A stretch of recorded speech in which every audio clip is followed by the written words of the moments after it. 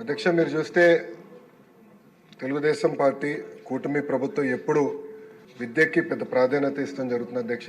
ప్రధానంగా ఉన్నత విద్యకి ఎక్కువ ప్రాధాన్యత ఇవ్వడం జరిగింది. దాంట్లో భాగంగా 2016లో ప్రైవేట్ యూనివర్సిటీస్ ఏర్పాటుకు ఒక ప్రత్యేక చట్టం కూడా ఆనాటి సభ చేస్తాం జరిగింది అధ్యక్ష. దాంట్లో భాగంగా చంద్రబాబు నాయుడు గారు చాలా స్పష్టంగా అభివృద్ధి వికేంద్రీకరణ జరగాలి అనే నినాదంతో విశాఖపట్నానికి Centurion university of technology and management వస్తాం జరిగింది అధ్యక్ష. ఇది కానీ ఒకసారి చూస్తే 75 ఎకరాల్లో 4,75,000 స్క్వేర్ ఫీట్ భవనాలు ఏర్పాటు చేశారు అధ్యక్ష.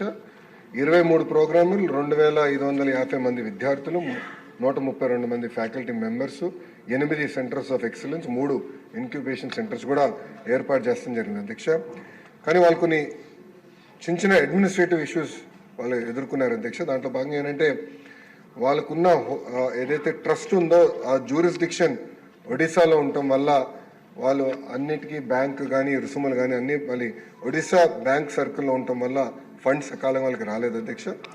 రెండో వాళ్ళు కోరేది ఏంటంటే ఇంకెక్కువ డెవలప్ చేసేదానికి CUTM AP కింద స్పాన్సరింగ్ బాడీ కింద ఏర్పాటు చేయమని వాళ్ళు కోరుతున్నారు. సో దట్ లోకల్గానే ఈజీగా ఉంటుందని. ఇంకో పక్కన ఇన్కమ్ ట్యాక్స్ జ్యూరిస్డిక్షన్ కూడా గుడ్ ప్రాక్టీస్ కింద CUTM AP కింద ఉంటే అంటే ఆంధ్రప్రదేశ్ బేస్డ్ ట్రస్ట్గా ఉంటే బాగుంటుందని వాళ్ళు అడిగారు అధ్యక్ష. దాంట్లో భాగంగా ఎందుకంటే ఎప్పుడు ఒక కొత్త యూనివర్సిటీ తీసుకొచ్చినా సవరణలు చేయాలన్నా అది శాసనసభకి శాసన మండలికి అంటే చట్టసభలకి అధికారం ఉంది అధ్యక్ష.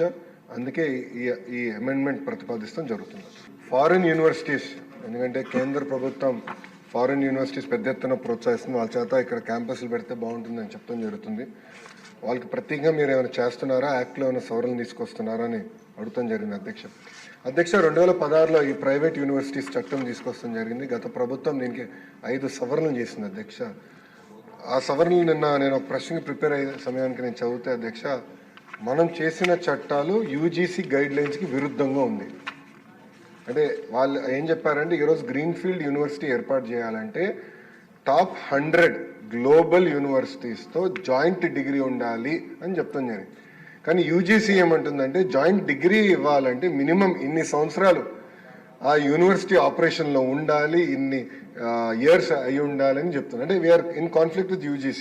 సో నేను మొన్న కూడా కౌన్సిల్లో చెప్పాను ఆ చట్టాన్ని మనం సవరణ చేయాలి, కానీ కొంచెం డీటెయిల్డ్గా చేద్దాం. అంటే హడావుడిగా చేస్తాం, మళ్ళీ పొరపాట్లు చేస్తాం. కొంచెం డీటెయిల్డ్గా చేసి ఆ చట్టాలని సవరిస్తాం జరుగుతుంది. దాంట్లో ఎలాంటి సందేహం లేదు. పెద్దలన్నట్టు పెద్ద ఎత్తున యూనివర్సిటీస్ మనం ప్రోత్సహించాలి. అంటే మేమందరం ముద్దుగా తాతయ్య అంటాం. సో బుచ్చయ్య తాతయ్య చెప్పింది ఏంటంటే చట్టాలు మేము సవరించాలి, దాంట్లో ఎలాంటి డౌట్ లేదు. ఫారిన్ యూనివర్సిటీస్ మనం ఇక్కడ ప్రోత్సహించాలి. అంతేకాకుండా మన దేశంలోనే ఒక అద్భుతమైన ఇన్స్టిట్యూషన్స్ ఉన్నాయి. ఒక ఉదాహరణ బిట్స్. ఈరోజు అధ్యక్ష నిన్నే క్యాబినెట్ మీటింగ్లో బిట్స్ అమరావతిలో ఏర్పాటు చేసానికి 70 ఎకరాలు క్యాబినెట్ కూడా ఆమోదం తెలిపింది అధ్యక్ష. బిట్స్ ఆంధ్ర రాష్ట్రానికి వస్తుంది. అంతేకాకుండా అధ్యక్ష సార్